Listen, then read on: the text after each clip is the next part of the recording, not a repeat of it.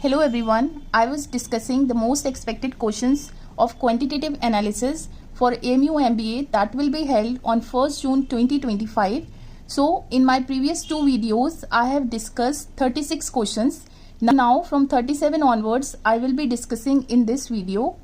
तो अगर आपको AMU MBA का एग्जाम देना है तो ये वीडियो आपके लिए बहुत हेल्पफुल है क्योंकि इसी तरह के क्वेश्चंस आपको एग्जाम में देखने को मिलेंगे और ये भी पॉसिबिलिटी है कि इनमें से बहुत से क्वेश्चंस आपके एग्जाम में रिपीट हो जाएं। So question number 37 time and work का क्वेश्चन है। यहाँ पे कहा गया है कि ए जो है वो 3 गुना अच्छा है एज कंपेयर टू बी, ठीक है, मतलब काम करने में, and therefore is able to finish a job 60 days less than B, और बी के कंपेरिजन में वो 60 डेज कम लेता है। तो जब वो एक साथ मिलके काम करेंगे तो कितने दिन में काम कंप्लीट होगा। तो देखिए यहाँ पर इस स्टेटमेंट का क्या मतलब हुआ कि वो 3 गुना अच्छा है, मींस एफिशिएंसी ऑफ ए जो है वो 3 टाइम्स है एफिशिएंसी ऑफ बी। तो इनका रेशियो सिंपली आ गया आपके पास 3/1। अब हमें ये पता है कि एफिशिएंसी जो है वो इनवर्सली प्रोपोर्शनल होती है टाइम के, ठीक है, that is number of days और नंबर ऑफ आवर्स। तो यहाँ पर आप लिख सकते हैं कि number of days of B over A किसके बराबर होगा, 3/1 के, ठीक है। तो यहां से आपने क्रॉस मल्टीप्लाई किया तो एन बी आपके पास आ गया 3 times of N A. Next statement में कहा गया है कि जो टाइम ले रहा है ए वो 60 डेज क्या ले रहा है, कम ले रहा है। दैट मीन्स जो बी टाइम ले रहा है वो ज्यादा है ए से, और कितना है, 60 डेज है, ठीक है। तो अब आप एन बी को यहां पे रख दीजिए। तो this is 3 Na minus Na is equal to 60। तो ये हो जाएगा ट्वाइस Na, राइट, और यहां से एन बी की वैल्यू आ जाएगी 3 times of Na, that is 90 days. अब आपको मालूम करना है कि जब वो अकेले अकेले काम कर रहा है तो ए 30 डेज ले रहा है, बी 90 डेज। तो जब वो मिलके काम करेंगे तो कितने दिन लगेंगे। तो इसका एक शॉर्टकट होता है, क्या होता है, सिंपली जो ए का टाइम है उसको बी के टाइम से मल्टीप्लाई कर दीजिए और डिवाइड कर दीजिए इन दोनों के सम से।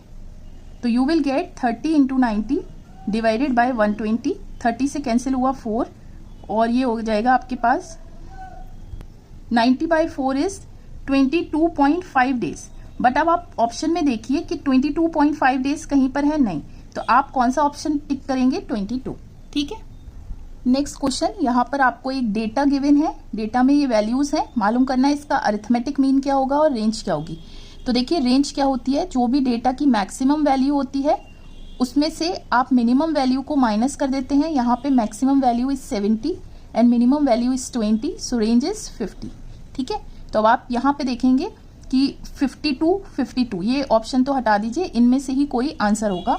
अब अरिथमेटिक मीन मालूम करते हैं, ये क्या होता है, sum divided by total number of observation. इन सब का सम करिए, और कितनी ऑब्जर्वेशन है, ये 10। तो आपने सम किया, you will gate 397 divided by 10, that is 39.7। 39.7 इनमें से किस ऑप्शन में आता है, ऑप्शन ए में। यहाँ पे देखिए कहा गया है if 1/3 of 1/4 of a number, of का मतलब है मल्टीप्लीकेशन, तो 1/3 of 1/4 of a number, number को x कह दिए तो वो कितना है, 15 के बराबर है। तो यहां से x की वैल्यू आ गई 15 × 4 × 3 12, क्रॉस मल्टीप्लाई कर दिया। आपसे पूछा है देन 3/10 ऑफ दैट नंबर, 3/10 मतलब 3/10, ऑफ मतलब मल्टीप्लीकेशन उस नंबर का। तो नंबर हमें पता था क्या था, 15 × 12। So you will get, multiply करेंगे, you will get 540 divided by 10, that is 54। देखिए रेशियो एंड प्रोपोर्शन का ये क्वेश्चन है। यहाँ पे कहा गया है at present the ratio between the ages of Arun and Deepak. Arun और दीपक की एज का, प्रेजेंट एज का अगर रेशियो निकाल लें तो आ रहा है 4:3, ठीक है। तो इसका मतलब आप यहां से एज्यूम कर सकते हैं कि अरुण की एज कितनी हो गई, 4, और हम कैसे एज्यूम करते हैं, रेशियो में मैंने बताया था 4 × सम कांस्टेंट, के इज कांस्टेंट, दीपक क्या हो गया 3 × सम कांस्टेंट। ये इनकी प्रेजेंट एजेस हो गई, ठीक है। आपसे कहा गया है कि 6 साल के बाद अरुण की एज जो है वो 26 साल होगी, मीन्स आज से 6 साल बाद जब 26 साल होगी, दैट मीन्स जो प्रेजेंट एज है अरुण की वो क्या हो गई, 6 साल बाद 26 होगी तो अब 20 ईयर्स हो गई। और हमें पता है प्रेजेंट एज क्या थी, 4K, तो K की वैल्यू आ गई 20/4, दैट इज 5। आपसे पूछा है दीपक की प्रेजेंट एज 3K थी, K की वैल्यू मिल गई, that will B 15 years, and it's simple. देखिए परसेंटेज का ये बहुत अच्छा सवाल है। यहाँ पे नेट परसेंटेज चेंज का कंसेप्ट यूज होगा। कहा गया है एक नंबर है जिसको 10% डिक्रीज किया गया और फिर उसको 10% इंक्रीज किया गया। ठीक है, तो सबसे पहले नेट परसेंटेज चेंज आप कैसे निकालेंगे? नेट परसेंटेज चेंज हो जाता है x plus y plus x into y over 100%। But आपको ध्यान एक चीज रखनी है कि ये जो x और y आप पॉजिटिव लेंगे जब इंक्रीज हो रहा हो और जब डिक्रीज हो रहा हो तो नेगेटिव लेना है। ठीक है, तो नेट परसेंटेज चेंज आपके पास आ गया। पहले डिक्रीज हो रहा है तो x को -10 ले दिया और y को +10 इंक्रीज हो रहा है, प्लस यहां पे भी साइन लेना जरूरी है, डिवाइडेड बाय 100%। तो ये हो गया आपके पास 0 और यहाँ पे हो गया -100/100%, दैट इज -1%। अब आंसर में जब माइनस आता है दैट मीन्स डिक्रीज हो रहा है, तो net percentage change means 1% decrease हो रहा है नया वाला नंबर। ठीक है, अब आपसे कहा गया है कि नंबर सो ऑब्टेन्ड, भी जो नया वाला नंबर है ना वो 10 less than the original number है। 10 जो है कम है किससे? ओरिजिनल नंबर से। तो हमें पता लग गया है कि परसेंटेज में ये जो 10 है वो किसके बराबर है? 1% के बराबर है। तो आप यहाँ पे लिख सकते हैं 1% ऑफ किसका 1%? Original number. ओरिजिनल नंबर को x कह दिया, ये किसके बराबर हो गया? 10। तो यहाँ से ओरिजिनल नंबर आ गया 10 × 100 दैट इज 1000। ठीक है, and it's simple. Ratio and proportion का ये क्वेश्चन है। यहाँ पे कहा गया है कि एक सम है 220 रुपए का जिसको आपको डिवाइड करना है ए, बी और सी में। किस तरह से डिवाइड करना है कि ए का शेयर जो है वो बी के शेयर का 1/4 हो, तो ए का शेयर बी के शेयर का 1/4 हो, उसके बाद बी का शेयर 1/5 हो सी के शेयर का। तो आपको मालूम करना है कि रुपीज में ए का शेयर कितना होगा। ठीक है, तो अब आप यहाँ पर अगर देखें क्रॉस मल्टीप्लाई करें तो a ओवर b इज 1/4 और b ओवर c इज 1/5। ठीक है, तो यहाँ पे b 4 यूनिट्स है, यहाँ पे b 1 यूनिट है, तो पहले हमें यहाँ पर और यहाँ पे सेम करना होता है। तो इसके लिए क्या टेक्निक है, क्या शॉर्टकट है? यहाँ पे रेशियो में लिखेंगे तो ये हो जाएगा 1:4 और b/c हो जाएगा 1:5। तो यहाँ पे शॉर्टकट क्या कहता है? कितने नंबर्स हैं? a, b, c। पहली रो में a/b लिखिए 1:4, दूसरी रो में b/c 1:5। अब जो जगह खाली है वो कैसे आपको फिल करनी है? इस जगह के पास वाला नंबर देखिए, रो में क्या है? 4 लिख दिया। इस जगह के पास वाला नंबर 1, यस। अब ये कॉलम्स को आपने मल्टीप्लाई कर दिया। ठीक है, तो ये हो जाएगा 1 × 1 1 is 2, 4 × 1 4, 4 × 5 20, राइट। तो यहां से a का शेयर आ गया सिंपली 1 डिवाइडेड बाय टोटल ये 1 + 4 + 20 इंटू जो रुपीज गिवन थे 220। तो ये हो गया 220 डिवाइडेड बाय 25। आपने इसे 5 से डिवाइड किया 5, 4, 4, फिर 5 से डिवाइड किया 8.8 rupees, and it's simple. Probability के इस सवाल में कहा गया है कि एक बॉक्स के अंदर 3 ब्लू, 2 व्हाइट और 4 रेड मार्बल्स हैं। अगर उनमें से कोई एक मार्बल एट रैंडम ड्रॉ किया गया है तो क्या प्रोबेबिलिटी होगी कि वो जो है व्हाइट कलर का हो? तो probability of white is favourable outcomes, means इसमें व्हाइट कितने हैं? 2 डिवाइडेड बाय टोटल। तो टोटल कितने मार्बल्स थे? 3 + 2 5, 5 + 4 9, सो द प्रोबेबिलिटी इज 2/9।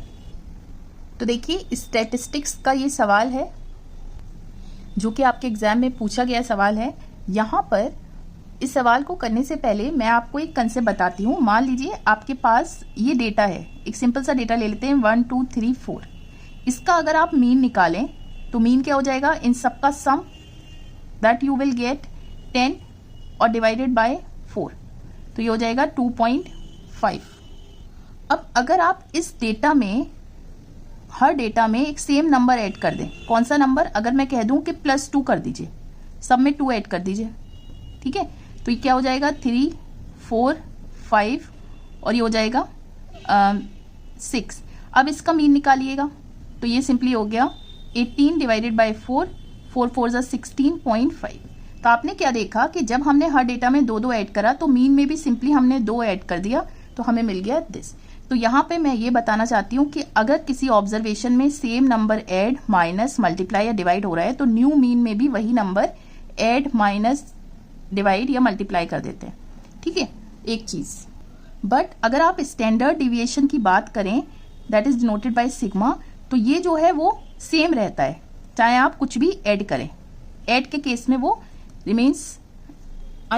तो स्टैंडर्ड डेविएशन जो है वो सबट्रैक्ट और एडिशन में सेम रहता है। वो चेंज कब होता है? जब उसको डिवाइड किया जाता है। ठीक है, तो सेम कंसेप्ट हम यहाँ पे यूज करेंगे। मींस स्टैंडर्ड डिविएशन को उसी कांस्टेंट से हमें डिवाइड कर देना होता है। ठीक है, तो सेम कंसेप्ट हम यहाँ पे यूज करेंगे। आपसे कहा गया है कि a set of scores has a mean of 25 points with standard deviation of 5। Mean जो है वो 25 है और स्टैंडर्ड डेविएशन जो है वो 5 है। If mean is subtracted from each raw score and results are divided into 5, कहा जा रहा है कि जो भी इसमें डेटा होगा ना, इस तरह का कोई डेटा होगा x1, x2 टिल xn, अगर इनमें से मीन को माइनस किया जाए, ठीक है, और उस रिजल्ट को राइट, तो जब आप माइनस करेंगे तो वो आएगा डिविएशन। तो हमें पता है सम ऑफ डिविएशन क्या होता है? 0 हमेशा। तो जब आप 0 को 5 से डिवाइड करेंगे तो मीन हो जाएगा आपके पास 0, राइट। तो आपको ये मालूम करना है कि मीन और स्टैंडर्ड डिविएशन अब क्या होगा नया वाला। तो अब स्टैंडर्ड डिविएशन की बात करते हैं। स्टैंडर्ड डिविएशन सबट्रैक्ट करने में तो सेम रहेगा, मैंने कहा था सेम रहेगा, बट वो चेंज कब होता है? जब उसको डिवाइड करते हैं। तो डिवाइड करेंगे, 5 से डिवाइड किया है तो स्टैंडर्ड डिविएशन भी 5 से डिवाइड हो जाएगा। तो मीन आ गया 0, स्टैंडर्ड डेविएशन हो गया 1। आई होप कि ये चीज आपको क्लियर हुई होगी। यहाँ पे देखिए, आपको ये इक्वेशन गिवन है और पूछा है इसकी वैल्यू क्या होगी। तो यहाँ पे 547.527 है और यहाँ पे 0.0082 है। तो जब आप इसका डेसिमल हटाते हैं तो किससे मल्टीप्लाई करना पड़ेगा? डेसिमल के बाद कितने डिजिट्स के बाद डेसिमल था? 4। तो आप 4 0 लगा देंगे इनटू इसका डेसिमल हटाएंगे तो कितने डिजिट्स हैं डेसिमल के बाद? 3, या 3 0 लगा देंगे। ये x के बराबर है, तो ये और ये कैंसिल हो गया। आपको 547.527 डिवाइडेड बाय ये 82 और ये वाला 10 अगर आप क्रॉस मल्टीप्लाई कर दें तो यही वैल्यू आपसे पूछी थी किसके बराबर होगी? x/10 के। तो यहाँ पे देखिए, कोऑर्डिनेट ज्योमेट्री का ये क्वेश्चन है। इस क्वेश्चन को करने से पहले हम एक कंसेप्ट जानते हैं। से आपके पास कोई पॉइंट है जिसको आप डिनोट कर रहे हैं, उसके कोऑर्डिनेट्स ये है। अगर इस पॉइंट का रिफ्लेक्शन आपको चाहिए इन x एक्सिस और अबाउट x एक्सिस, दोनों सेम बात है, तो इसका मतलब ये होता है कि जो x कोऑर्डिनेट है वो तो सेम रहता है और y कोऑर्डिनेट जो होता है वो नेगेटिव हो जाता है। ठीक है, दूसरी चीज, अगर इस पॉइंट का रिफ्लेक्शन चाहिए आपको, रिफ्लेक्शन इन y एक्सिस और about y axis, y axis के अबाउट चाहिए, तो सिंपली क्या होता है कि x कोऑर्डिनेट नेगेटिव हो जाता है और y जो है वो सेम रहता है। ठीक है, तो हमने पढ़ा था कि ये जो है x एक्सिस है और ये y एक्सिस है, ये ओरिजिन है। ठीक है, तो यही कंसेप्ट हम यहाँ पे यूज करेंगे। आपसे कहा गया है एक पॉइंट है जिसका कोऑर्डिनेट -3,4 है और q जो है इस पॉइंट का रिफ्लेक्शन है किसमें? x एक्सिस में। तो q के कोऑर्डिनेट्स क्या हो जाएंगे? x एक्सिस में x कोऑर्डिनेट सेम रहता है और y नेगेटिव हो जाता है ना। और फिर आगे गिवन है point r is the reflection of image q in y axis, और पॉइंट r क्या है? Reflection of image q। तो जो q है उसका रिफ्लेक्शन है किसमें? y एक्सिस में, और y एक्सिस में x कोऑर्डिनेट नेगेटिव होता है तो -3 और y कोऑर्डिनेट आपका सेम रहेगा। तो ये सिंपली कोऑर्डिनेट्स आ गए 3, -4, right. So the correct option is 3, -4, option D. So question number 47, यहाँ पे कहा गया है एक क्वाड्रिलेटरल है ABCD। क्वाड्रिलेटरल मतलब 4 साइड की क्लोज्ड फिगर जिसके वर्टिसेस जो हैं वो सर्किल पर हैं। तो सबसे पहले हम एक सर्किल बना लेते हैं और इसकी तो देखिए ध्यान रहे कि जब भी हम फिगर की नेमिंग करते हैं तो या किसी भी एक वर्टेक्स से शुरू करके या तो क्लॉकवाइज नाम लिखते हैं या फिर एंटी क्लॉकवाइज वर्टिसेस के नाम लिखते हैं। ऐसे नहीं करते कि ए यहाँ बी यहाँ लिख दिया, तो या तो आप बी इधर रखेंगे या बी इधर। तो अगर मैं इधर रखूँ फिर सी फिर डी। ठीक है, अब ये क्या है, एक साइक्लिक क्वाड्रिलेटरल है। साइक्लिक क्वाड्रिलेटरल का मतलब होता है ऐसा क्वाड्रिलेटरल जो कि सर्किल के अंदर बने। तो इसकी दो प्रॉपर्टी होती हैं, वो ये कि इनके जो एंगल है ना, इनका सम हमेशा 360 डिग्री होता है, और दूसरी प्रॉपर्टी होती है कि जो ऑपोजिट एंगल्स हैं ए प्लस सी ये 180 डिग्री का होता है और बी प्लस डी 180 डिग्री का होगा। आपको गिवन है ए और सी का डिफरेंस 20 है, तो ये वाली इक्वेशन ए प्लस सी 180 डिग्री और ए माइनस सी 20 डिग्री, इन दोनों को सॉल्व किया आपने, ऐड किया तो ये और ये कैंसिल, 2a is 200 डिग्री, तो यहां से a की वैल्यू आ गई 200 divided by 2 that is 100 degree.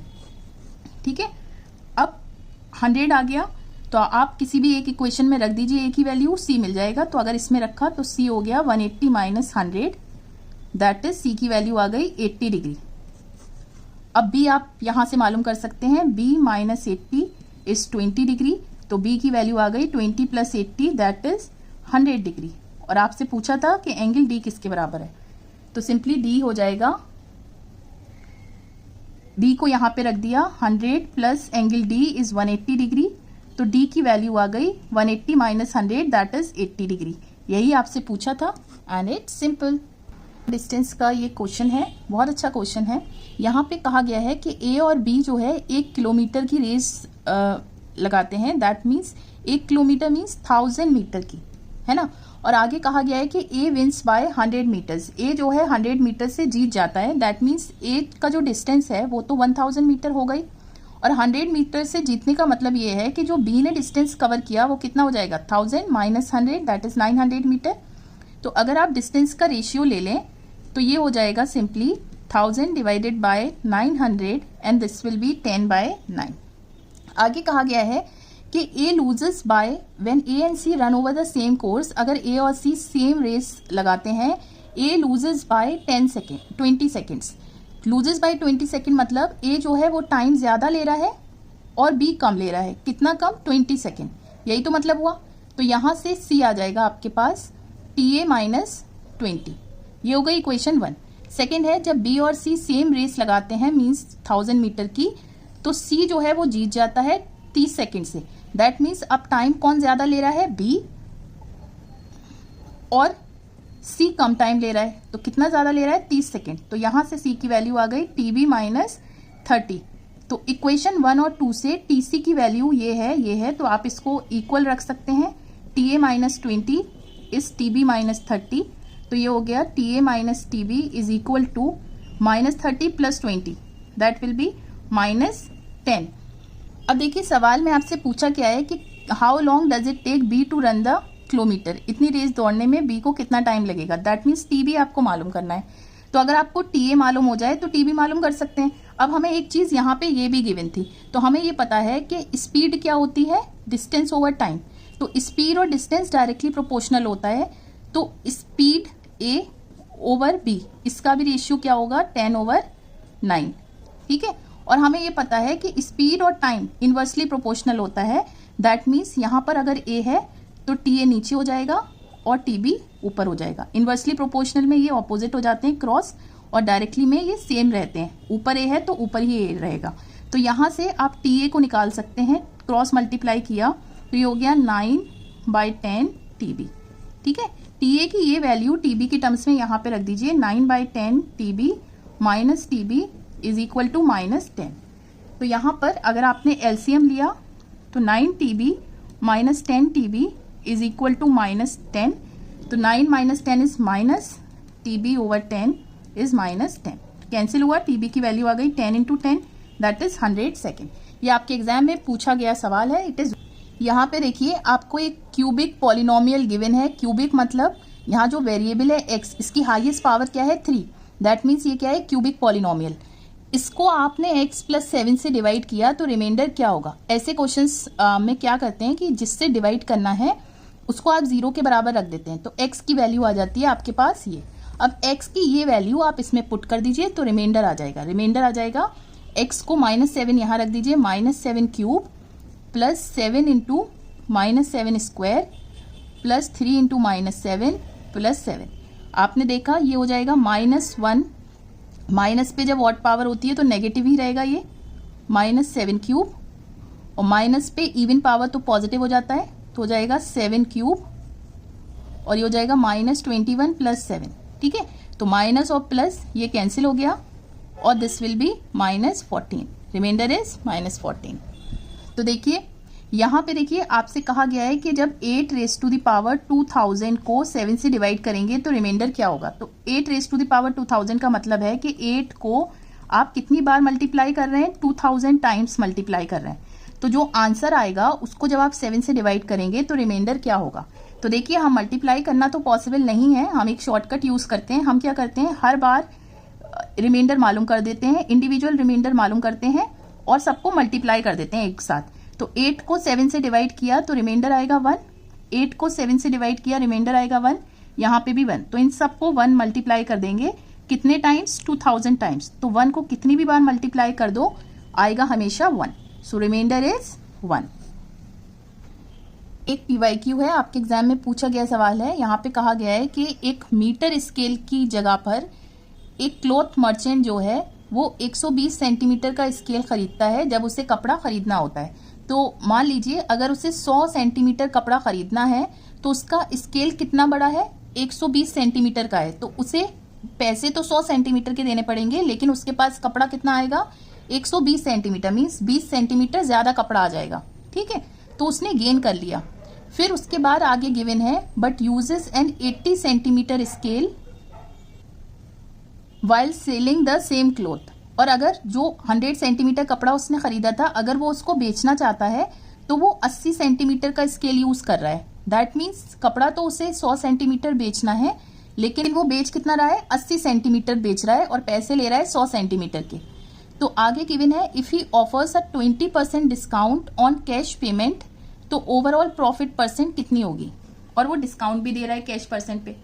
तो देखिए यहाँ पर अगर हम ये मान लें अपने से कि जो 1 मीटर स्केल है, तो अगर हम ये कह दें कि लेट 1 मीटर, और 1 मीटर में कितना होता है 100 सेंटीमीटर, ये कितने रुपए का है, ₹100। तो अगर वो 120 सेंटीमीटर खरीदेगा, मीन्स 120 सेंटीमीटर कपड़ा जब खरीदेगा तो पैसे कितने के देने पड़ रहे हैं उसे, 100 सेंटीमीटर के, तो ₹100। तो 1 सेंटीमीटर कितने में पड़ा, 100 डिवाइडेड बाय 120, कैंसिल किया 5/6। अब हम बात करते हैं सेलिंग प्राइस की। तो जब वो सेल कर रहा है तो लेने वाले को तो यही पता है कि वो 100 सेंटीमीटर ले रहा है तो 100 रुपए देगा उसको, लेकिन वो कितना बेच रहा है, 80 सेंटीमीटर, और लेने वाला 100 में लेगा। तो 1 सेंटीमीटर हो गया ₹100/80, दैट इज 5/4। अब वो इस सेलिंग प्राइस पे डिस्काउंट भी दे रहा है, तो न्यू सेलिंग प्राइस आपके पास क्या हो जाएगी, कितना परसेंट डिस्काउंट है, 20%। तो ये हो जाएगा 100 माइनस 20% ऑफ ये वाला सेलिंग प्राइस जो ओरिजिनल है, दैट इज 80% ऑफ 5/4। कैंसिल किया, 2 से कैंसिल हुआ, 5 और 5, 4 और 4, दैट विल बी 1। ठीक है, 1 रुपी, और यहाँ पे 5/6 रुपीज। अब हमें ये पता है प्रॉफिट परसेंट आप कैसे कैलकुलेट करते हैं। प्रॉफिट कैसा होता है, SP minus CP divided by CP into 100। SP क्या थी, 1 सेंटीमीटर की 1, और 1 सेंटीमीटर की CP 5/6 इंटू 100। आपने ऊपर LCM लिया, आएगा 1/6, नीचे आएगा 5/6 इंटू 100। ये और ये कैंसिल हुआ, 100 और 5, दैट विल बी 20%। ठीक है, तो आंसर इज 20%। सो ऐसे क्वेश्चन में हम क्या करते हैं, एक आइटम का कॉस्ट प्राइस और सेलिंग प्राइस निकाल के कंपेयर कर लेते हैं। ठीक है, तो देखिए यहाँ पे कहा गया है कि in the AMU entrance exam the marking scheme was 1/4 marks for a wrong answer and 1 mark for a correct answer. कहा जा रहा है कि अगर आपने करेक्ट आंसर दिया तो कहा जा रहा है अगर आपने करेक्ट आंसर दिया तो आपको 1 मार्क्स मिलेगा, और अगर आपने एक गलत आंसर करा तो उसके लिए सही वाले में से 1/4 मार्क्स कट जाएंगे। ठीक है, डिडक्ट हो जाएंगे। In the question ability section mister A attempted all the questions 15 all and committed 10 mistakes. उसने कहा कि 50 क्वेश्चंस उसने अटेम्प्ट किए और 10 मिस्टेक कर दी। तो सही क्वेश्चन कितने हो जाएंगे, 50 माइनस 10, 40 क्वेश्चन सही अटेम्प्ट किए तो 40 मार्क्स मिलेंगे उसे, ठीक है। लेकिन इसमें से वो मार्क्स तो हटेंगे ना जो 10 उसने गलत किए। तो देखिए, एक रॉन्ग के लिए हमें 1/4 मार्क्स कटेगा, तो 10 रॉन्ग के लिए हो जाएगा 10/4, दैट विल बी 2.5। तो इतने मार्क्स सही में से हटेंगे। सो आपके पास 37.5 मार्क्स हो गए। आगे गिवन है, had he reduced his mistake by 50%। अगर वो अपनी मिस्टेक को 50% कम कर दे, 50% मीन्स आधा कर दे 10 मिस्टेक की, तो 10 का आधा क्या हो जाएगा 5। दैट मीन्स अब की बार वो सिर्फ 5 ही गलत करे 50 क्वेश्चंस में से, तो सही कितने करेगा 45, मीन्स 45 मार्क्स उसके आ जाएंगे। और 5 रॉन्ग होंगे, तो 5 रॉन्ग के लिए मार्क्स कितने हो जाएंगे, दैट विल बी 1/4। तो इतने मार्क्स जो है आप सही वाले में से हटा दीजिए 5/4। तो आपने एलसीएम लिया, 45 को 4 से मल्टीप्लाई किया, 180 माइनस 5 दैट इज 175/4। सो ये हो जाएगा 43.75 मार्क्स। तो अब की बार उसके इतने मार्क्स आ रहे हैं। आपसे पूछा है by what percentage would his score in QA question ability section increase. कितने परसेंट मार्क्स इंक्रीज हुआ, तो पहले इतने थे मार्क्स, अब इतने थे, तो सिंपली बढ़े कितने 43.75 में से 37.5 माइनस करिए, डिवाइडेड बाय बेस वैल्यू आप इसी को लेंगे क्योंकि यहां से बढ़े हैं 37.5 इंटू 100 परसेंटेज निकालनी थी, माइनस किया, यू विल गेट। ये आपका PYQ था। यहां पे कहा गया है कि Patel sales 2 cows for ₹10,000 each, means selling price of first cow is equal to selling price of second cow, और ये कितने के बराबर है 10,000 के बराबर है, ठीक है। आगे कहा है neither losing nor gaining in the deal, means ना तो उसे कोई लॉस हो रहा है और ना ही उसे कोई गेन हो रहा है। तो इसका मतलब ये हुआ कि अगर आप सेलिंग प्राइस ऑफ 1 + 2 करें तो ये कितना हो जाएगा, 10,000 की एक बेच रहा है तो ये हो जाएगा 20,000, है ना। तो जो कॉस्ट प्राइस आप निकालेंगे दोनों की, तो उसका सम भी क्या होगा 20,000, ठीक है। क्योंकि ना तो कोई गेन हो रहा ना लॉस हो रहा, तो सेलिंग प्राइस दोनों की और कॉस्ट प्राइस दोनों की सेम होगी। आगे कहा गया है if he sold 1 cow at a gain of 66%, पहले काउ को वो बेचता है, ठीक है। तो पहले के लिए जो सेलिंग प्राइस है वो तो हमें पता है कि हर काउ का क्या है 10,000। गेन परसेंट आपको गिवन है 66.66%। इसको आप सबसे पहले फ्रैक्शन में लिख लीजिए ताकि कैलकुलेशन इजी हो जाए। अब हम ये जानते हैं कि सेलिंग प्राइस किसके बराबर होती है, कॉस्ट प्राइस 1 + गेन परसेंट। तो सेलिंग प्राइस ऑफ फर्स्ट आपके पास आ गई 10,000, CP1 1 + 200/3, और ये परसेंट है तो 100 से डिवाइड करना पड़ेगा, तो ये और ये कैंसिल हो गया। तो CP1 आ गई आपके पास 10,000 क्रॉस, इसको एलसीएम लिया तो ये हो जाएगा 3 + 2 5, क्रॉस मल्टीप्लाई किया तो 3/5, तो ये सिंपली 5 से कैंसिल हुआ, 2000 × 3, तो कॉस्ट प्राइस आ गई फर्स्ट की आपके पास 6,000। तो फर्स्ट की कॉस्ट प्राइस आ गई, तो सेकंड की पता लग जाएगी 20,000 माइनस 6,000, दैट विल बी 14,000। अब आपसे कहा गया है कि find the loss percent for another cow, दूसरे काउ का लॉस परसेंट बताइए। तो लॉस परसेंट इन्होंने डायरेक्टली कैसे कह दिया, क्योंकि हमें मालूम है कि सेलिंग प्राइस जो है वो 10,000 है, दोनों की सेलिंग प्राइस बराबर थी, तो सेलिंग प्राइस कम है कॉस्ट प्राइस से, तो अल्टीमेटली लॉस हो रहा होगा। तो लॉस हो रहा होगा मीन्स CP में से SP माइनस कर दिया, डिवाइडेड बाय CP, लॉस या गेन परसेंट हम CP पे निकालते हैं, इंटू 100। तो ये हो गया 14 में से 10 माइनस किया 4,000, डिवाइडेड बाय 14,000 इंटू 100, ये और ये कैंसिल हुआ, 2 और 7, तो ये हो जाएगा 200/7। तो हमें पता है 7 × 2 = 14 something, 28.5, option C। So now इस क्वेश्चन को करने के लिए हमें एक कंसेप्ट जानना है कि जब भी हम एक इक्विलेटरल ट्राइंगल सर्किल के अंदर बनाते हैं तो उसके साइड की लेंथ कितनी होती है।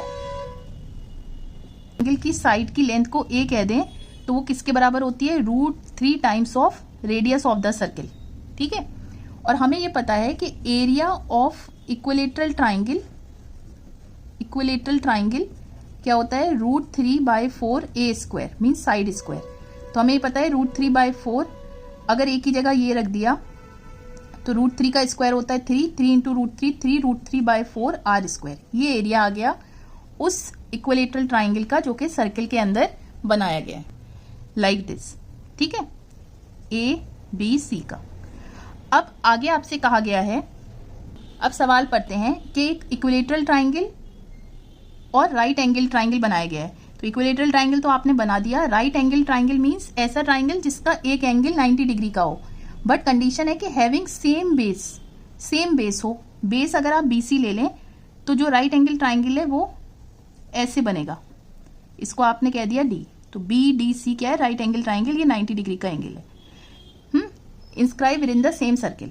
तो अब यहाँ पर एक और प्रॉपर्टी होती है कि जो राइट एंगल ट्राइंगल होता है उसकी जो हाइपोटेन्यूज है, ये लार्जेस्ट साइड BD, ये किसके बराबर होती है, सर्किल के डायमीटर के बराबर। ठीक है, राइट, दैट मीन्स BD जो है वो 2 टाइम्स ऑफ रेडियस है। डायमीटर यही तो होता है, 2 टाइम्स ऑफ रेडियस, राइट। और ये BC हमें पता है, ये क्या है, इक्विलेटरल ट्राइंगल की साइड जो कि √3r के बराबर होती है।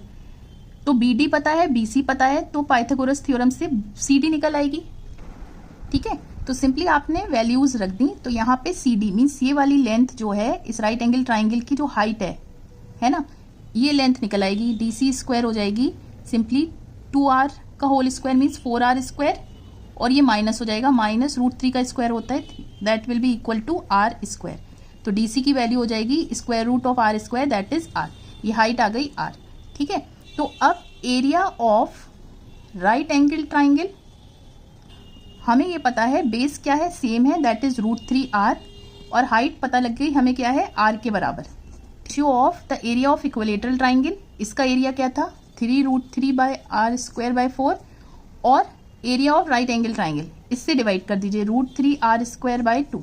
तो ये और ये कैंसिल हुआ, r² कैंसिल हुआ, 2 से ये कैंसिल हुआ, रेशियो आ गया 3:2 एंड इट्स सिंपल। तो ये आपके एग्जाम में पूछा गया क्वेश्चन था। पर 2 डिजिट नंबर डिफर बाय 3, एक 2 डिजिट का नंबर है जिसके डिजिट्स का डिफरेंस 3 है, and their squares differ by 33। और अगर उनके डिजिट्स का जब स्क्वायर करते हैं तो डिफरेंस क्या आ रहा है, 33, तो नंबर क्या होगा। ठीक है, तो हम क्या करेंगे कि यहाँ पे पेयर्स में नंबर गिवन है 3663 5885। ठीक है, तो हम क्या करेंगे, ऑप्शन से ही चेक करेंगे। कैसे चेक करेंगे, पहली कंडीशन हम चेक करेंगे कि जो डिजिट्स हैं उनका डिफरेंस 3 आना चाहिए। 6 और 3 का डिफरेंस 3, यहाँ पे भी 3, यहाँ पे भी 3, यहाँ पे भी 3, यहाँ पे भी 3, दैट मीन्स पहली कंडीशन तो सब में सेटिस्फाई हो रही है। अब सेकेंड कंडीशन से हम अपना ऑप्शन, करेक्ट ऑप्शन निकाल सकते हैं। कहा गया है कि डिजिट का जब स्क्वायर करेंगे तो डिफरेंस 33 आना चाहिए। तो देखिए 3 का स्क्वायर करेंगे 9, 6 का स्क्वायर करेंगे 36, क्या इनका डिफरेंस 33 आ रहा है, नहीं आ रहा। 5 का स्क्वायर 25, 64, क्या इनका डिफरेंस 33 आ रहा है, दैट विल बी 41 आ रहा है, नहीं, ये भी नहीं होगा। दिस इज 36, 9 का स्क्वायर 81, क्या इनका डिफरेंस 31 आ रहा है, तो यही ऑप्शन होगा, तो यही वाला ऑप्शन होगा। लेकिन चेक कर लेते हैं, 4 का स्क्वायर 16, 7 का स्क्वायर 49, दोनों का डिफरेंस करेंगे, you will gate 33। Yes, simple. यहाँ पे देखिए कहा गया है कि अगर किसी सिलेंडर का रेडियस जो है वो इंक्रीज होके 1.5 टाइम हो गया और हाइट डिक्रीज कर दी गई 20% से, तो what will be the new volume as a fraction of previous. कहा जा रहा है न्यू वॉल्यूम और ओल्ड वॉल्यूम का रेशियो क्या होगा। तो हमें ये पता है कि वॉल्यूम ऑफ सिलेंडर हम कैसे लिखते हैं, वन, यहाँ पे आप रेडियस और हाइट को ऐसे डिनोट कर देते हैं। ठीक है, अब आपसे कहा गया है कि जो रेडियस था उसको इंक्रीज कर दिया गया कितना, 1.5 टाइम्स। ये किसका 1.5 टाइम्स है, ओल्ड का। ठीक है, हाइट को डिक्रीज कर दिया गया 20%।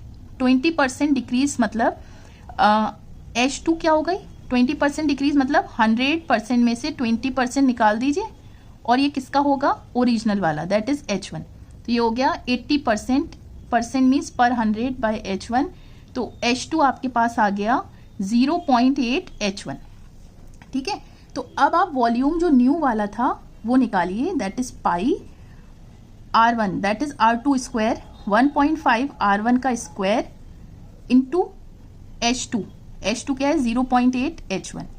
ठीक है, अब आपको रेशियो किसका निकालना है, new volume divided by previous. Simplify करेंगे, मैं यहाँ पे कर देती हूँ, पाई से पाई कैंसिल, ये हो जाएगा 1.5 का स्क्वायर, 1.5 इंटू 1.5 और R1 का square 0.8 H1 divided by R1 square into H1। तो ये और ये कैंसिल, ये और ये cancel, so you will gate, तो हमें ये पता है 15 इंटू 15 होता है 225 और ये हो गया टोटल 2 डिजिट के बाद डेसिमल इंटू 0.8 मल्टीप्लाई करेंगे, you will gate 1.8। So it's simple. Question number 57 आपसे पूछा है कि इस इक्वेशन को इनमें से x की कौन सी वैल्यू सेटिस्फाई करेगी। सेटिस्फाई करेगी means left hand side right hand side के बराबर आना चाहिए। तो देखिए x square plus p square है और राइट हैंड साइड पर आप a minus b whole square की आइडेंटिटी यूज कर सकते हैं, that is equal to this. यहाँ पर a क्या है q, b क्या है x, तो ये हो गया q square plus x square minus 2qx plus x square, इधर जाएगा तो ये जाएगा माइनस एक्स स्क्वायर, तो दैट इज कैंसिल हो गया। ठीक है, अब सिंपली ये हो गया, इसको इधर ले लेंगे 2qx और ये हो जाएगा q स्क्वायर, इधर गया माइनस पी स्क्वायर, तो x की वैल्यू हो गई q square minus P square divided by 2q, right. So correct option is q square minus P square, यहाँ आ रहा है डिवाइडेड बाय 2q। यहाँ पर आपसे कहा गया है fourth term of AP arithmetic progression is 8। Fourth term means A4 that is 8।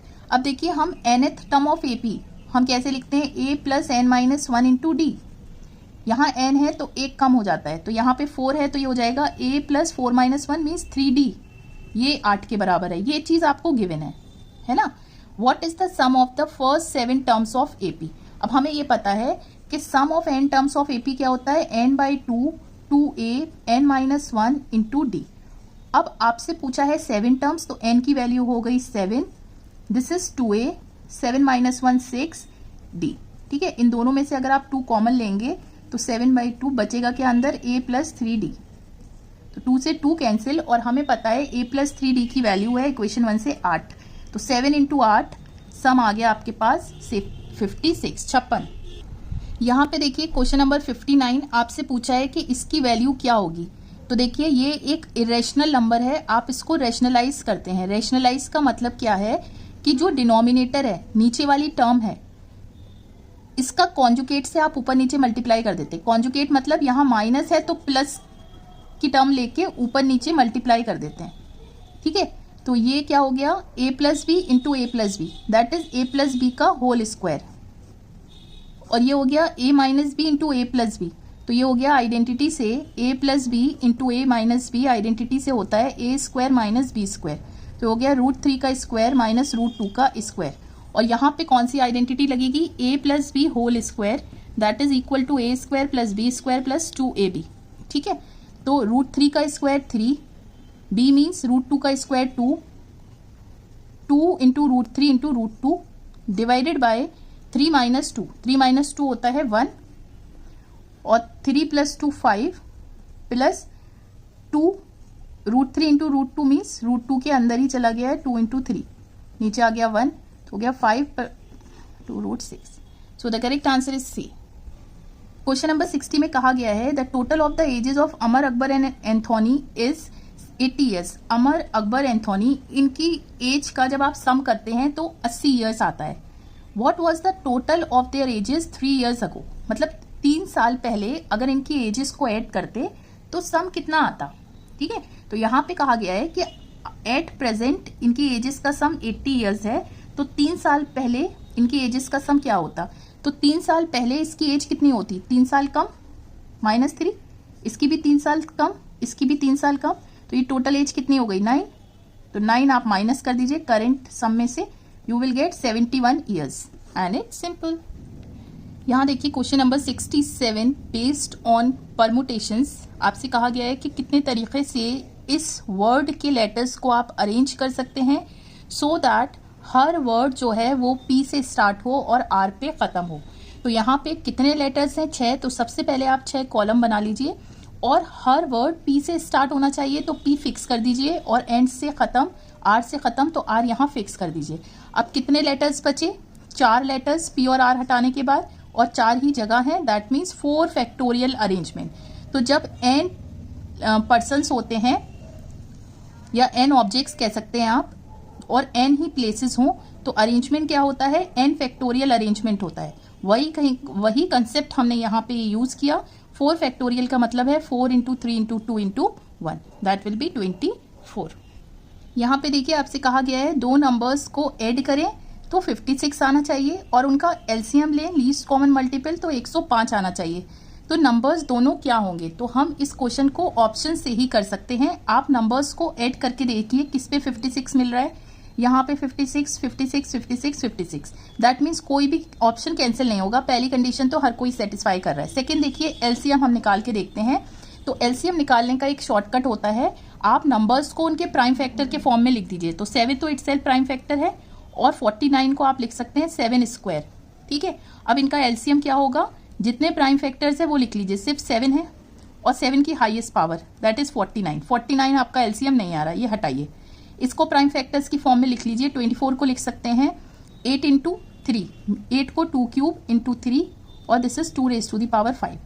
LCM क्या हो गया, कौन कौन से प्राइम फैक्टर इन्वॉल्व हैं, 2 और 3, तो 2 इंटू 3, 2 की हाईएस्ट पावर क्या है सब में 5 और यहाँ पे 3 की 1, तो हो जाएगा 32 इंटू 3 दैट विल बी 96।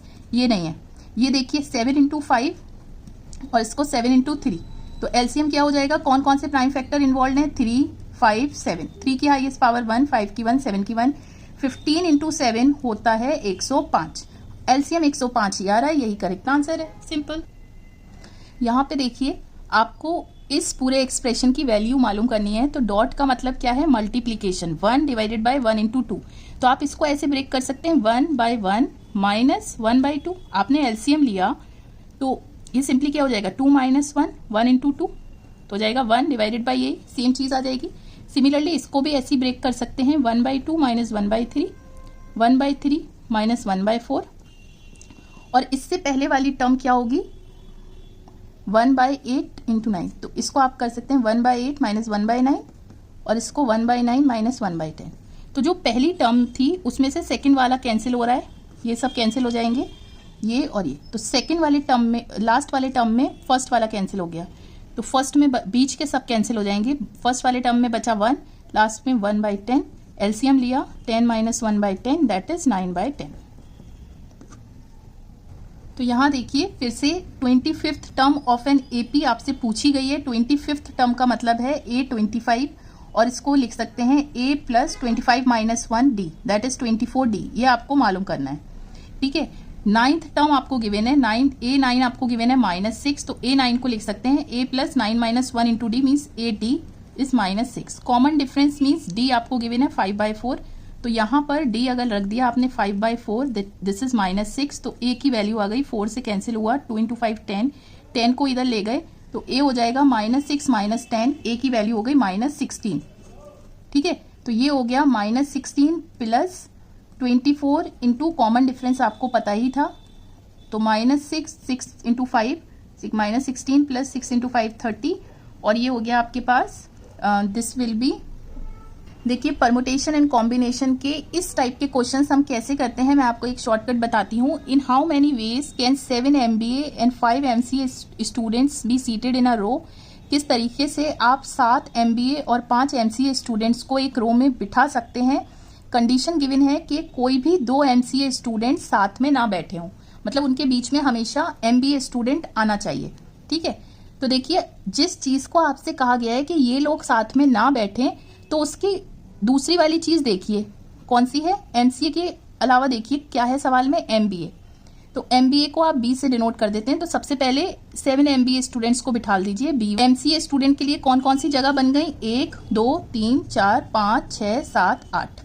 क्यों, क्योंकि MCA स्टूडेंट साथ में नहीं बैठ सकते, MBA स्टूडेंट बीच में आना जरूरी है। तो ये कितनी जगह हो गई, 8 जगह में से 5 जगह सिलेक्ट करिए 5 MCA वालों के लिए, तो 8 में से 5 सिलेक्ट करेंगे, 8C5 सिलेक्ट कर लें। अब MCA वालों को अरेंज करिए, 5 जगह पे 5 लोग बैठ रहे हैं मीन्स 5 फैक्टोरियल, और MBA वालों को सिलेक्ट अरेंज करिए, 7 हैं 7, तो 8C5 मतलब 8 factorial, 8 minus 5 3 factorial into R factorial means 5 factorial, 5 factorial into 7 factorial. ये और ये कैंसिल हुआ, ऑप्शन हो जाएगा 8 factorial into 7 factorial divided by 3 factorial. Yes, ऐसे भी लिख सकते हैं। तो ये क्या है, फैक्टोरियल ही है। तो देखिए ये सेट पे बेस्ड सवाल है, आपसे पूछा है कि A intersection B whole complement को आप इनमें से कैसे लिख सकते हैं। तो मैंने आपको बताया था कि सेट में 2 इंपॉर्टेंट लॉ होती है, उसको कहते हैं आप डिमॉर्गन्स लॉ।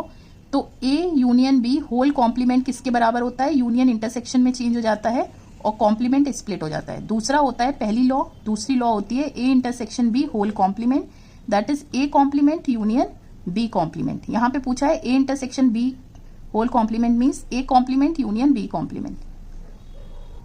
तो देखिए सबसे पूछा है कि फर्स्ट एन नेचुरल नंबर्स का अरिथमेटिक मीन क्या होगा। तो अरिथमेटिक मीन किसके बराबर होता है, अरिथमेटिक मीन किसके बराबर होता है, sum of all observations divided by number of observation. तो sum of first N natural numbers मैंने बताया था कैसे लिखते हैं, n इंटू एन प्लस 1/2। तो ये हो गया आपके पास सम, और टोटल नंबर्स कितने थे, n। ठीक है, n से n कैंसिल, अरिथमेटिक मीन आ गया n प्लस 1/2। सो ये सेट थ्योरी पे बेस्ड सवाल है। तो हमें पता है कि number of elements in A union 5, 0.16, 0.14 और number of elements in A intersection B आपको मालूम करना है 0.05। ठीक है, एंड इट्स सिंपल।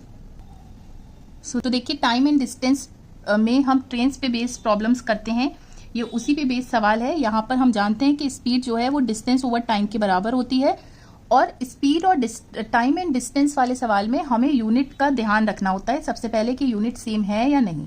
कहा गया है कि 2 trains of equal length are running on parallel lines in the same direction, एक डायरेक्शन में रन कर रही हैं। किस स्पीड से, इस स्पीड से और इस स्पीड से। तो जब 2 ट्रेन्स हैं तो हम स्पीड की जगह क्या लेंगे, रिलेटिव स्पीड, और जब सेम डायरेक्शन होता है तो स्पीड क्या हो जाती है, माइनस हो जाती है। तो 46 माइनस 36, क्योंकि हमें पता है कि एक ट्रेन जब दूसरी ट्रेन को पास करती है तो जो डिस्टेंस होता है वो क्या होता है, ट्रेन की लेंथ प्लस दूसरी वाली ट्रेन की लेंथ, लेकिन दोनों इक्वल लेंथ की हैं तो हम L प्लस L कह देते हैं, डिवाइडेड बाय टाइम। और कितनी देर में वो पास कर रहे हैं, 36 सेकेंड में। तो हमें पता है कि किलोमीटर पर आवर की स्पीड को मीटर पर सेकेंड में आप कैसे कन्वर्ट करते हैं, 5/18 से मल्टीप्लाई करके। ठीक है, तो 5/18 से मल्टीप्लाई कर दीजिए, this is 10 into 5 cross multiply किया 2 into 18, 2 into 18 36, this is 50 metre and it's simple. उस पे ये सवाल है, आपसे कहा गया है कि 45 लेमन्स जब सेल करते हैं 40 रुपए के तो एक आदमी को 20% लॉस हो रहा है। तो क्या मतलब हुआ कि selling price of 45 lemons given है 40 रुपए। तो हमें ये पता है कि सेलिंग प्राइस हम कैसे लिखते हैं, कॉस्ट प्राइस इंटू जब लॉस हो रहा हो 1 माइनस लॉस परसेंट। ठीक है, तो सेलिंग प्राइस कितनी है 40, CP 1 माइनस 20% मतलब 20/100। ठीक है, तो कॉस्ट प्राइस यहां से आ गई 40, क्रॉस मल्टीप्लाई किया 100 डिवाइडेड बाय एलसीएम दिया था 100 माइनस 20 80, 40 से कैंसिल हुआ तो दिस विल बी 50 रुपीज आ गई। तो ये कितने की आ गई, 45 लेमन्स की आ गई, है ना। आगे आपसे कहा गया है कि how many should he sell for ₹24 to gain 20% in the transaction. कह रहा है 24 रुपए के वो कितने लेमन्स बेचे कि 20% उसे प्रॉफिट हो। ठीक है, तो हम क्या करेंगे ऐसे केस में, एक लेमन की कॉस्ट प्राइस निकाल लेंगे। तो ये हो जाएगा ₹50 डिवाइडेड बाय 45। तो 5 से कैंसिल किया 10/9, एक लेमन की कॉस्ट प्राइस आ गई। तो सेलिंग प्राइस कितनी हो जाएगी एक लेमन की का, तो प्लस गेन परसेंट कर देंगे। तो कॉस्ट प्राइस कितनी थी 10/9 और 1 प्लस 20/100। आपने एलसीएम लिया तो ये हो जाएगा 120/10, 100, 10 से कैंसिल हुआ ये और ये, 3 से कैंसिल हुआ 4/3। तो ये आपके पास सेलिंग प्राइस आ गई। तो आपसे पूछा है कि 24 रुपए में कितने लेमन्स वो सेल कर सकता है। ठीक है, तो अगर हम कह दें कि x लेमन्स वो सेल कर सकता है तो x इंटू एक की सेलिंग प्राइस, ये किसके बराबर होगा, 24 रुपए के बराबर होगा। x क्या है, नंबर ऑफ लेमन्स, तो क्रॉस मल्टीप्लाई कर दिया तो ये हो गया 6 into 3 18 lemons and it's simple. तो देखिए रेशियो एंड प्रोपोर्शन का बहुत अच्छा क्वेश्चन है, ये PYQ है। यहाँ पर आपको ये गिवन है A/B, B/C सारे रेशियोज गिवन है, लेकिन आप क्या देख रहे हैं कि यहाँ पे भी 3 यूनिट के बराबर है, यहाँ पे 2 यूनिट, 2 का मतलब है 2/1। ठीक है, यहाँ पे C1, D2 और यहाँ पे D3 यूनिट के बराबर है। तो हमें क्या करना है कि इन सबको सेम करना है। अगर B यहाँ पे 1 है तो यहाँ पे भी 1 होना चाहिए था। ठीक है, तो हमें सेम करने के लिए हम एक शॉर्टकट यूज करते हैं। यहाँ में कितने नंबर्स हैं, ए से एफ तक, तो सब लिख लीजिए A B C D E और एफ। तो ए ओवर बी का मतलब है ए इज टू बी 1:3 के बराबर है, बी इज टू सी 2:1 के बराबर है, सी इज टू डी 1:2 के बराबर है, डी इज टू ई 3:1 के बराबर है और ई इज टू एफ 1:4 के बराबर है। इस फ्रैक्शन को हमने रेशियो में लिख दिया। ठीक है, तो आप पहली रो में ए इज टू बी लिखिए, दैट इज 1:3। दूसरी रो में बी इज टू सी लिखिए 2:1। तीसरी में सी इज टू डी 1:2। चौथी में डी इज टू ई और यहाँ पर ई इज टू एफ। ठीक है, अब जो जगह खाली है वो कैसे फिल करनी है, यहाँ पे ये जगह फिल करनी है। तो रो में इसके पास वाला नंबर देखिए 3, तो सब जगह 3 लिख दीजिए। यहाँ फिल करना है तो यहाँ क्या है 1 लिख दिया। यहाँ फिल करना है तो रो में यहाँ क्या है 2, यहाँ फिल करना है, यहाँ 1 है 1, यहाँ फिल करना है 2 है 2, यहाँ पे 1 है 1, यहाँ पे 3 है 3 और यहाँ पे 1 है तो 1 1 1। अब क्या करना है, इन कॉलम्स को मल्टीप्लाई कर देना है, बस आपके पास रेशियो आ जाएगा। ये क्वेश्चंस आपके एग्जाम में एज इट इज पूछे जाते हैं। तो ये हो गया 1 × 2 × 1 × 3 × 1 दैट इज 6। सिमिलरली ये हो जाएगा 18 9 हो जाएगा 18 6 24। तो रेशियो क्या होता है हमेशा याद रखिएगा, एकदम सिंपलेस्ट फॉर्म में हमेशा लिखना होता है। अगर ये किसी नंबर से डिवाइड हो रहा है, सारे नंबर्स, तो डिवाइड कर लीजिए। 3 से डिवाइड हो रहा है तो ये हो जाएगा 2 6 3 6 2 और 8। ठीक है, तो इसका मतलब ये हुआ a जो है 2 यूनिट के बराबर है, तो यहाँ पे रख दीजिए 2। b से मल्टीप्लाई हो रहा है, b 6 के बराबर है 6 और c जो है वो 3 के बराबर 3 डिवाइडेड बाय DEF ये है 6 2 8, 6 2 और 8, 6 से 6 कैंसिल, 2 से 2, रेशियो आ गया 3/8 and it's simple. So second last question of this video, यहाँ पे कहा गया है कि when you reverse the digits of the number 13, जब इसके डिजिट्स को रिवर्स कर देते हैं, मीन्स 13 को आप 31 लिख देते हैं, तो the number increases by 18। That means 31 minus 13 आप जब करेंगे तो डिफरेंस क्या आएगा 18, ये कहा गया है। आगे आपसे पूछा है कि ऐसे कितने 2 डिजिट के नंबर होंगे जो कि 18 से बढ़ जाएंगे अगर उनके डिजिट्स को ऐसे ही रिवर्स कर दिया जाए, तो कितने ऐसे 2 डिजिट के नंबर होंगे। तो देखिए यहाँ पे क्या चीज़ हम यूज़ करेंगे कि कोई भी 2 डिजिट का नंबर, उसको आप कैसे लिखते हैं, मान लीजिए 13 ही ले लेते हैं, इसको आप ऐसे लिख सकते हैं 10 × 1 + 13। तो ये क्या था, इसका 10th प्लेस पे डिजिट दैट इज x और ये क्या था y, तो इसको ऐसे लिख दिया 10 × x + y। तो किसी भी 2 डिजिट के नंबर को आप ऐसे लिख सकते हैं इस तरह से। ठीक है, और अगर हम बात करें 31 की, तो क्या हो गया y अब यहाँ पे आ गया, तो ये हो गया 10y + x।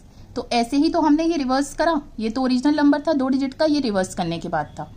तो जब आप इसका डिफरेंस ले रहे हैं, मीन्स इसमें से ये माइनस कर रहे हैं, 10y + x में से माइनस कर रहे हैं 10x + y, तो डिफरेंस क्या आना चाहिए 18। 10y + x, माइनस साइन है तो इनके साइन चेंज हो जाएंगे, that is 18। 10y - y is 9y, x - 10 is -9x, this is 18। तो ये हो गया y - x is 18/9, that is 2। ठीक है, तो y और x का जो डिफरेंस है वो 2 आना चाहिए। तो हमें ये पता है कि डिजिट्स कौन कौन से होते हैं, 1 से 9 तक होते हैं। 0 आप ले नहीं सकते क्योंकि फिर नंबर बनेगा नहीं। ठीक है, तो 1 से 9 तक आप लेकर देखिए कौन कौन से पेयर्स पे हमें 2 मिल रहा है। तो आपने जब 1 लिया y को, तो 1 और 3 डिफरेंस जो है वो 2 आएगा, फिर 2 और 4 का डिफरेंस। ठीक है, उसके बाद 3 और 5, फिर 4 और 6, 5 और 7, 6 और 8, 7 और 9, 8 और 10 हो जाएगा। तो यहीं तक का है। ठीक है, डिजिट्स हमें सिंगल डिजिट ही तो होता है, तो बस यही पेयर्स होंगे। और 1 और 3 वाला आपको एग्जाम्पल क्वेश्चन में दे दिया गया है। तो हमारे पास बाकी कितने बचे, 1 2 3 4 5 और 6, तो 6 पेयर्स होंगे, ऐसे पेयर्स हो सकते हैं and it's simple. So last question of this video, यहाँ पे कहा गया है 2 numbers are respectively 20% and 32% less than a third number. तो first, second and third number हम कह देते हैं। तो देखिए परसेंटेजेस के इस तरह के क्वेश्चंस में हम x की जगह 100 एज्यूम कर लेते हैं किसी वैल्यू को, सो दैट हमारी कैलकुलेशन ईजी हो जाए। तो यहाँ पर हम थर्ड नंबर को अगर 100 कह दें तो पहला वाला नंबर 20% कम है। 20% ऑफ 100 क्या होता है 20, 100 में से 20 माइनस करिए 80। सिमिलरली 32% कम है, 32% ऑफ 100 इज 32, 100 में से 32 माइनस करिए, आपके पास ये आ गया। तो तीनों नंबर्स पता लगे। आपसे पूछा है what percent the second is of first number. Second number first का कितना परसेंट है, means 68 divided by base value लेंगे फर्स्ट नंबर को इंटू 100, राइट। तो आपने इसे सिंपली किससे कैंसिल किया, 4 से कैंसिल किया, 4 7 28, दिस इज दिस, तो ये कैंसिल हुआ 5 से, 17 इंटू 5, 5 7 35, 85%, एंड इट्स सिंपल। सो इस वीडियो में बस इतने ही क्वेश्चंस रखते हैं। रिमेनिंग क्वेश्चंस मैं अपनी अपकमिंग वीडियोस में डिस्कस करूंगी। So stay connected, and video आपके लिए हेल्पफुल है तो प्लीज़ वीडियो को लाइक कीजिए, शेयर कीजिए और चैनल को सब्सक्राइब कीजिए। Thank you.